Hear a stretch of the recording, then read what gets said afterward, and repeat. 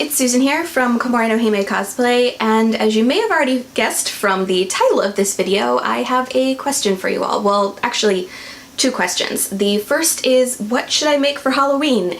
It's getting close to October already, so I'm coming up with content ideas for what to make on this channel, and let me know what kinds of things you would like to see in the comments below. Do you want to see Halloween outfits of not necessarily spooky characters, like say Halloween Hatsune Miku, or do you want to see more horror type costumes that may not be specifically Halloween-y?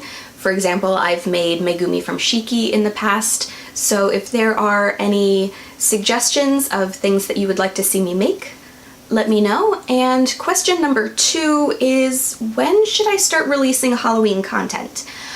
I'm kind of up in the air, like should I start releasing in September or should I save everything for October? The idea being that since they are tutorials, if people are interested in following along and want to have them done in time for Halloween, then perhaps I should start releasing things a bit early. Or if you think September is more back to school and not really time for the spookiness, let me know that as well. So I would love to hear your thoughts, and I will see you all in another video. Bye.